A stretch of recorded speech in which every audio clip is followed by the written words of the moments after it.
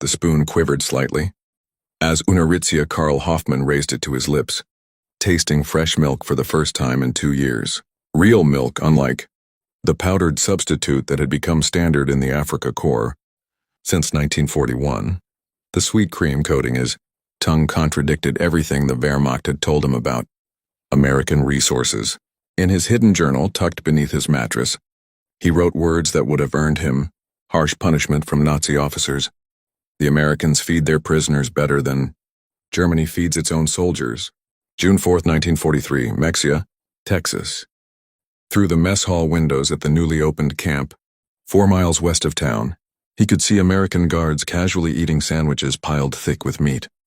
In the Afrika Korps, his unit had survived on 300 grams of canned meat and 125 grams of hard bread as their daily ration, supplemented, when fortune allowed, by captured British supplies. Yet here, in a nation Nazi propaganda had dismissed as weakened by Jewish influence and democratic softness, food seemed limitless.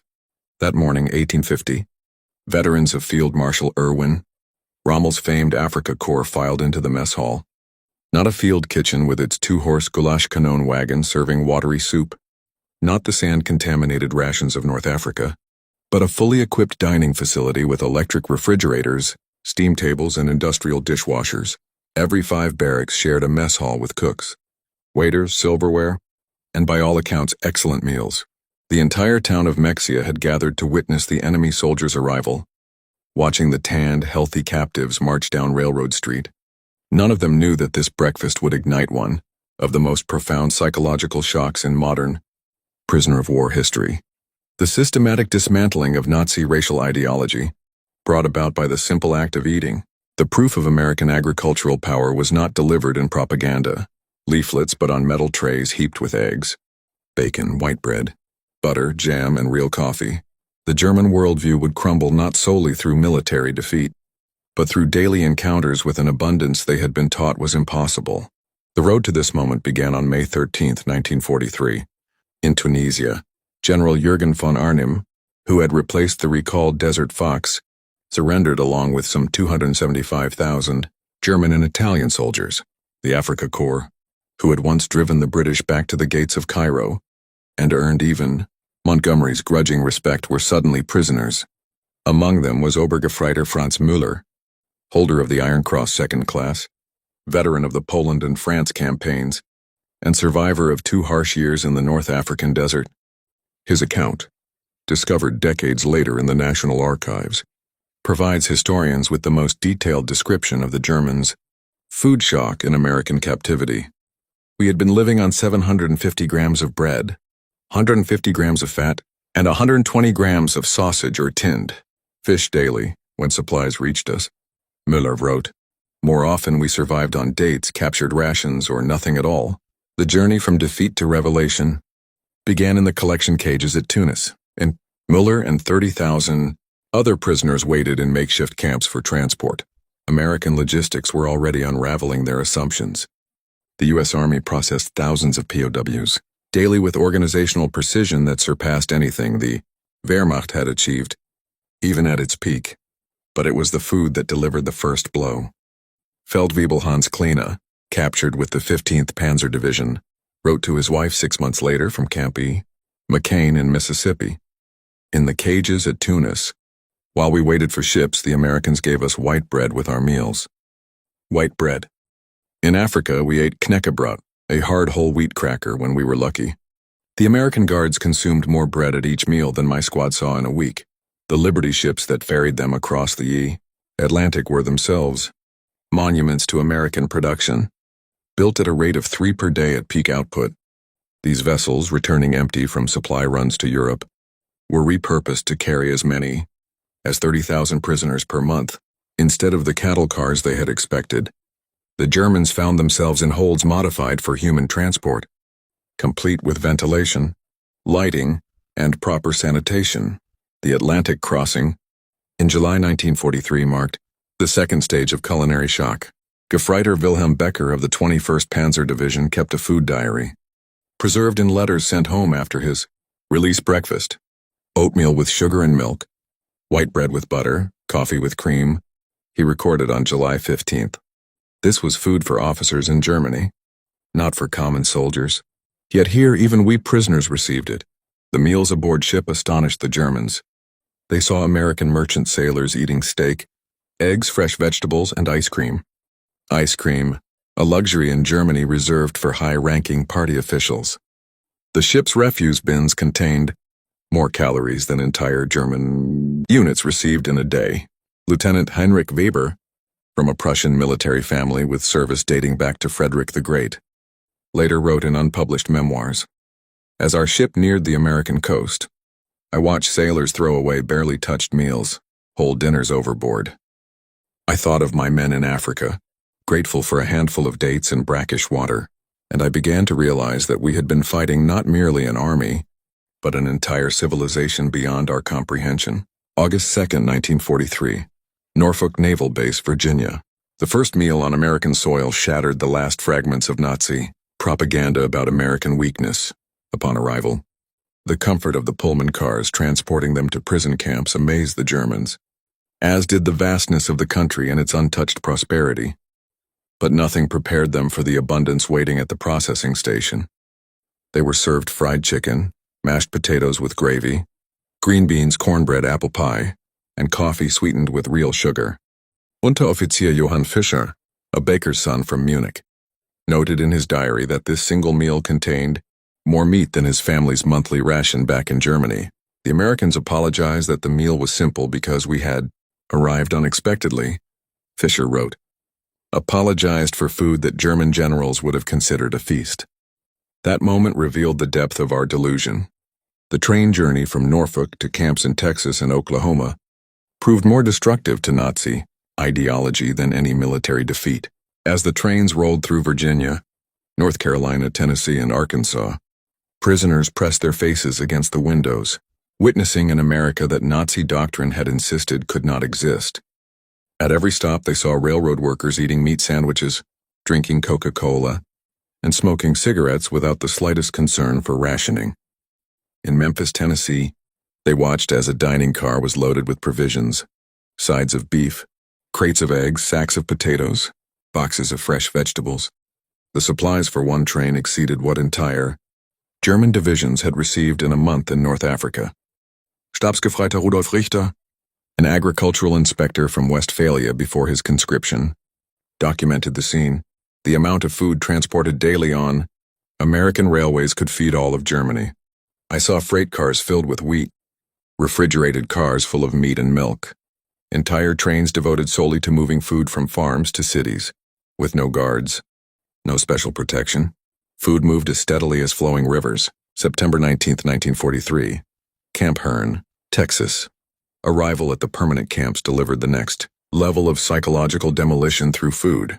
The United States sought to make life as tolerable as possible for POWs for two reasons: to ensure reciprocal treatment of American prisoners and to win the goodwill of Germans, who would one day help rebuild Europe.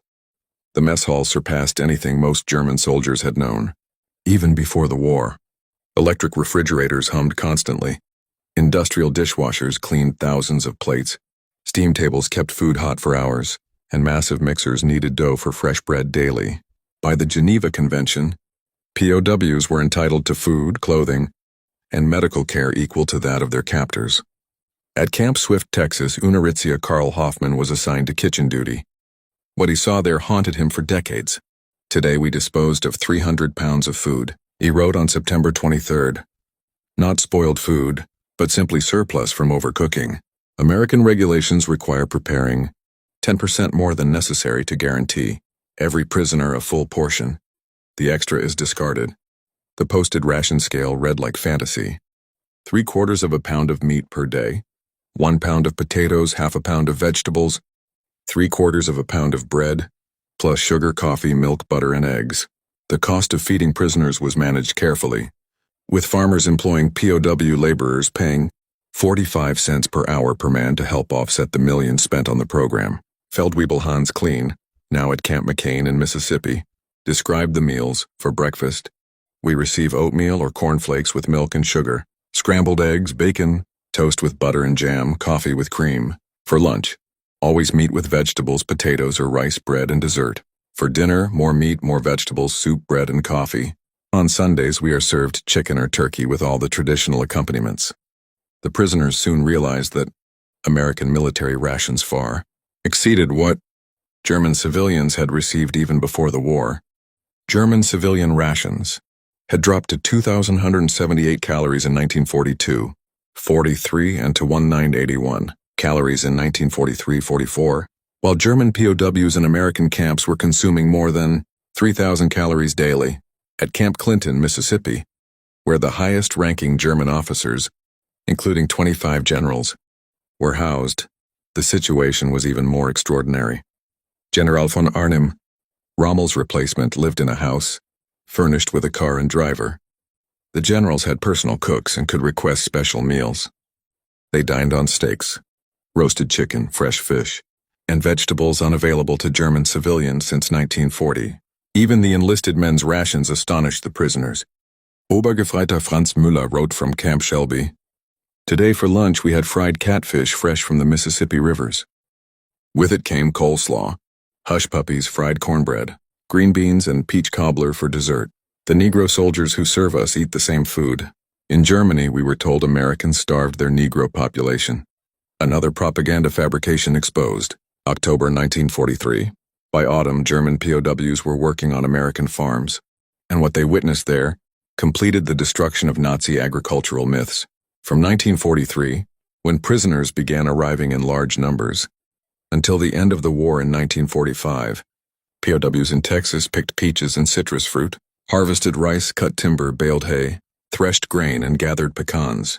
At a dairy farm outside Huntsville, Texas, Unteroffizier Ernst Wagner watched in disbelief as the farmer dumped hundreds of gallons of milk. Because the processing plant could not handle the surplus, he poured it onto the ground without hesitation. Wagner wrote, "Milk that German. Mothers would have begged for their children was used to irrigate fields." When I protested, the farmer explained that there was simply too much production. If it all reached the market, prices would collapse. Roughly 12,000 POWs were held in Nebraska, working across the road from farms, stacking hay and harvesting sugar beets. Gefreiter Paul Schmidt, assigned to a corn farm, noted, "The farmer's chickens eat grain without restriction. The cats drink fresh milk daily. The dogs are given meat scraps that would sustain a German family for days." Many American farmers who hired POW labor invited them into their homes for meals, which was allowed as long as guards were present. These farm kitchen meals delivered perhaps the most devastating psychological shock of all. Farmers laid out overwhelming spreads, platters of fried chicken, bowls of mashed potatoes dripping with butter, green beans cooked with ham, corn on the cob, biscuits with gravy, multiple varieties of pie, pitchers of cold milk, and endless coffee. Christmas 1943. At Camp Hearn, Texas, the holiday meal dealt a psychological blow from which many never recovered. The menu read like a dream: roast turkey with stuffing, honey-glazed ham, mashed potatoes with giblet gravy, candied sweet potatoes, green beans, corn, cranberry sauce, fresh rolls with butter, mince pie, pumpkin pie, apple pie with ice cream, coffee, milk, and apple cider. Feldwebel Hans Kleiner wrote from Camp McCain, "We ate until we were sick. Not from bad food, but from the overwhelming quantity. Our stomachs, trained by years of deprivation, could not handle it." Men wept while eating, thinking of their hungry families at home. The contrast with German rations was stark. German POWs held by Germany itself received 9 pounds of potatoes per week, along with 5 pounds of bread and 2.5 pounds of cabbage, supplemented by small amounts of margarine and ersatz coffee made from acorns. Meanwhile, German prisoners in the U.S. were enjoying nutrition, levels unknown since peacetime. March 1944. With spring came an even greater bounty. Fresh vegetables appeared daily: lettuce, tomatoes, cucumbers, radishes, carrots, celery. Fruits that had been unimaginable luxuries in Germany filled the tables. Oranges, grapefruit, bananas, strawberries in season. The variety alone stunned men accustomed to monotonous military rations. Camp bakeries produced fresh bread daily: white, whole wheat, rye, whatever the bakers chose. POWs assigned to these bakeries reported using more flour in one day than German bakeries received in a month. Unteroffizier Johann Fischer, the baker's son, worked at the Camp Swift bakery. "We bake 500 loaves daily for our compound alone. We make pastries, cakes, cookies for special occasions. The sugar we use for a single day's desserts would have supplied a German bakery for months. Summer 1944. The Normandy invasion brought word that Germany was now fighting on 3 fronts. Yet the food situation in American POW camps remained unchanged. If anything, it improved as more prisoners were sent to farms and saw firsthand the scale of American production. In Nebraska, men working the sugar beet fields discovered that a single county produced more than several German provinces combined. At a canning factory in Arkansas, POWs saw tons of perfectly edible peaches rejected for minor blemishes. At Fort Lewis, Washington, another group of Germans had similar revelations. Among them was 18-year-old G.A. Gra, captured in Normandy and sent to the U.S. in August 1944. Standing in front of the camp canteen, deciding between ice cream or Coca-Cola, he later wrote, "The last time I had ice cream in Germany was years ago, and I had never even tasted Coca-Cola. I decided to take both.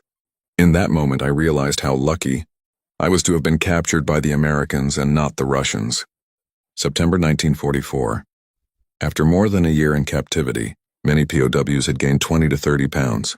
Medical examinations showed improvement in every health marker: better teeth from regular milk consumption, stronger bones from adequate protein, clearer skin from vitamins in fresh fruits and vegetables. Dr. Friedrich Bauer, a German medical officer imprisoned at Camp Shelby, Mississippi, documented the transformation. The men who arrived malnourished, many suffering from scurvy, pellagra, and other deficiencies, are healthier now than they have ever been. Their physical recovery is extraordinary, but the psychological impact went even deeper. Gefreiter Wilhelm Becker wrote, "We no longer speak of German victory. How can we defeat a nation that feeds its prisoners abundantly while waging war on multiple fronts? Their resources reveal an advantage we cannot overcome." December 1944. As Germany launched its last major offensive in American POW camps, Christmas dinner of 1944 surpassed even the previous year's feast. Turkey, ham, roast beef, and all the traditional side dishes were served, along with special holiday treats: fruitcakes shipped from bakeries across the U.S., candy canes, chocolate, real chocolate, not the ersatz variety made from turnips that had become common in Germany, nuts, and fresh fruit. At Camp Clinton, Mississippi, Italian POWs who had switched sides after Italy's surrender were even allowed to prepare special pasta dishes for the holiday. German prisoners watched as their former allies, now cooperating with Americans, cooked with ingredients long vanished from German kitchens: olive oil, real cheese, fine white flour. May 8, 1945, Victory in Europe Day. The war was over, yet the food revelations continued. German prisoners learned that throughout the conflict, American civilians had never endured real hunger. Meat, sugar, and coffee had been rationed, but no American had faced starvation. U.S. agriculture had been so vast, so secure that war scarcely touched its reserves. In May 1945, the Office of the Provost Marshal General finally restricted food in POW camps and ended canteen sales, largely because American civilians complained that prisoners were eating too well. Yet even with reduced portions, German POWs still received more food than civilians, and Germany would see for years after the war. The statistics told the story clearly. German prisoners in America consumed an average of 3,200 calories per day. German soldiers in combat were supposed to receive 3,600 calories daily, but in reality, supplies rarely met that standard. By 1945, German civilians survived on less than 1,412 calories per day. American camps provided about 3/4 of a pound of meat per prisoner per day, while the German military ration often included only 120 grams of sausage or tinned fish when available.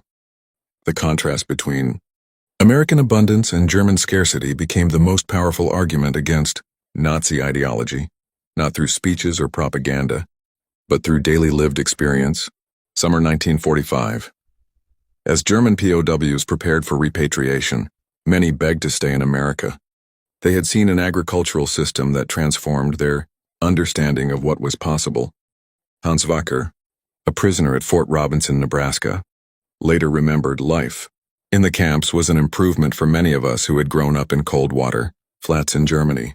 We discovered running water, central heating, and abundant food. Our treatment was excellent. The re-education program worked best not in classrooms but at the dining tables. Each meal contradicted Nazi teachings about American weakness. Every satisfied appetite weakened our belief in racial superiority and the supposed inefficiency of democracy.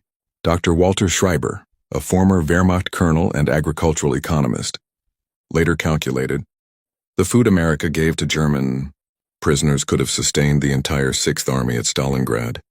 Their agricultural surplus could have fed all of occupied Europe. We never understood we were fighting a nation that had solved humanity's oldest problem, how to feed everyone. Between 1945 and 1946, 371,683, German POWs were repatriated from American camps. They returned to a homeland that was divided, devastated, and starving, but they carried with them invaluable lessons. They had seen that prosperity was possible, that a society could nourish all its citizens, that democracy could create abundance rather than chaos. Many former POWs became leaders in West Germany's post-war agricultural transformation. Hans Müller, once imprisoned at Camp Shelby, introduced American farming methods to Bavaria, raising crop yields by 40% within 5 years. Wilhelm Fischer from Camp McCain helped build food distribution systems modeled on American logistics. Friedrich Bauer advocated for national nutrition standards based on what he had observed in U.S. camps. After the war, about 5,000 former German POWs immigrated permanently to the United States, and thousands more would have come if allowed.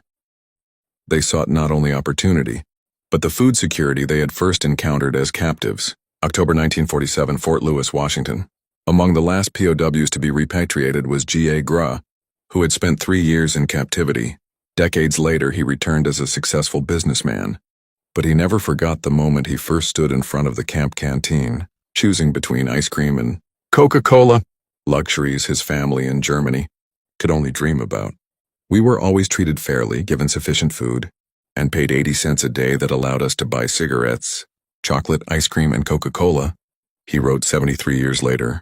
These were things my mother and sister in Germany could only imagine. 1985, Austin, Texas. At the 40th anniversary reunion of German POWs, more than 500 former prisoners returned to America, many with their families, to show them where their transformation had begun. Former Unteroffizier Karl Hoffmann, now 78 and an American citizen since 1955, delivered a speech that distilled their experience. We came to America as soldiers of the Third Reich, convinced of our racial superiority, certain that democracy was weak. We left as witnesses to a deeper truth. America's strength came from its agricultural productivity, not racial purity. Every meal we ate in the prison camps challenged our beliefs. The Americans fed us, their enemies, better than Hitler ever fed us, his soldiers. They had such surplus that waste was routine. This was not meant as mockery. It was simply reality. We learned that a nation capable of feeding its enemies without strain had achieved true victory. A society with such resources had defeated scarcity itself. We returned to Germany knowing our entire worldview had been a deception. America had prevailed through agricultural power and industrial might. We who had marched as conquerors were transformed by abundance beyond imagination. To America, from your former enemies, thank you for showing us that true strength lies in creation, not destruction. You fed us when we would have starved you. That generosity and that victory defined genuine power. The auditorium erupted in sustained applause. Americans and Germans together, former enemies united by the recognition of a transformation that had begun with a simple meal in June 1943. The story of German POWs and American food reveals how profound change can come not from argument but from lived experience. German soldiers who witnessed the scale of American agricultural abundance became living proof of democracy's practical success. Their transformation began not with political instruction, but with daily meals. Not through propaganda, but through tangible reality. Each serving of food undermined Nazi ideology more effectively than any formal re-education program ever could. The change was so deep that when former POW G.A. Gray returned to Fort Lewis in 2017 at the age of 91, he rode a bicycle across the base carrying signs that read, USA, the country and its people. You are my first and final love. He recalled, It was in August 1944, when I first came here as a prisoner of war. We were always treated fairly, given enough food and paid 80 cents a day. That allowed us to buy cigarettes, chocolate, ice cream, and Coca-Cola. Things my mother and sister in Germany could only dream of. That's why, 73 years later, I have come back to say thank you, America. I will never forget Colonel William Purcell, Deputy Garrison Commander of Joint Base Lewis McChord, greeted him with these words: "You remind us that how we treat others defines who we are. There are moments even today when we may be tempted to forget that. You show us that this is a lesson that must never be forgotten." The German POWs encountered American agricultural might firsthand, and it reshaped them. They had arrived as enemies, but departed as witnesses, and many later returned as immigrants and allies. Their children grew up in a democratic Germany aligned with the United States, a partnership born from generosity rather than vengeance. The camps themselves left little physical trace. Most were dismantled after the war, their buildings sold off or demolished, their land returned to farming or other uses. Yet their impact endured, in the memories of those who had lived through them, and in the democratic reconstruction of Germany that followed. The Marshall Plan, which later fed and rebuilt Europe, simply extended the lesson, first learned in POW camps, that generosity and victory fosters lasting peace. Former prisoners who went on to succeed in post-war Germany often credited their American camp experience as transformative. They had witnessed prosperity built through cooperation rather than conquest. They had seen people of different races working together productively. They had discovered that democratic systems could generate abundance rather than chaos. These lessons, absorbed daily at the dining table, proved more powerful than any ideological lectures. Dr. Arnold Kramer, the foremost historian of German POWs in America, concluded, "America won the propaganda war not with clever slogans, but through undeniable reality. Every meal, every electric light, every working toilet stood as an argument against Nazism. The POWs were persuaded by the prosperity they could see, touch, and taste. The numbers alone tell part of the story. Yes, 371,683 German prisoners were held in America. Yes, they contributed 14 million man-days of agricultural labor. Yes, fewer than 1% attempted escape. But the real story was one of human transformation, achieved through the simple act of being well-fed and treated with dignity. When historians explain West Germany's democratic success, they often cite the Marshall Plan, denazification, or the Soviet threat. Too often they overlook the 370,000 German soldiers who returned home carrying direct memories of American democracy in practice, fair treatment, food shared even with enemies, and a system that worked better than anything they had known. These men became unintentional ambassadors of democracy, influencing families, communities, and future leaders. They had lived inside the supposed enemy system and found it superior in every way. By the time the last German prisoner left American soil in 1946, they had left behind a remarkable record. The lowest escape rate of any large POW population, the highest level of voluntary cooperation with camp authorities, and the most successful transformation of enemy combatants into future allies. All of this was achieved not through cruelty or relentless propaganda, but through basic humanity and food in abundance. The investment America made in feeding its prisoners, through both agricultural resources and logistical effort, paid immeasurable dividends.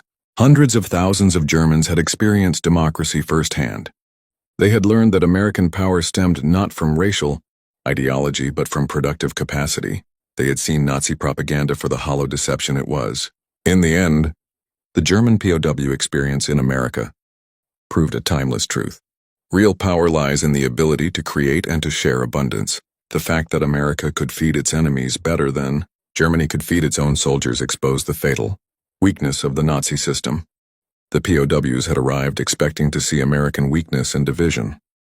Instead, they discovered a nation of almost unlimited agricultural and industrial strength, combined with surprising humanity. They came as captives, but left as witnesses to democracy's achievement. In their transformation lay the seeds of the Atlantic Alliance, the Marshall Plan, and a rebuilt, democratic Germany. Their grandchildren would grow up in a prosperous nation, part of NATO and the European Union, allied with the United States. And it all traced back to that moment in June 1943, when hungry Afrika Korps soldiers were served their first American meal and realized their entire worldview had been built on lies. Food had shaped the war's outcome as decisively as weapons. Meals had won hearts as surely as battles. In that victory lay the foundation for enduring peace, not forged through threats, but through the promise of shared prosperity. The German POWs had been astonished to find American prison, food superior to Wehrmacht rations. But in that astonishment came transformation. And in that transformation lay hope, that former enemies could become friends, and that democracy could triumph not by destroying, but by feeding even those who once came as destroyers.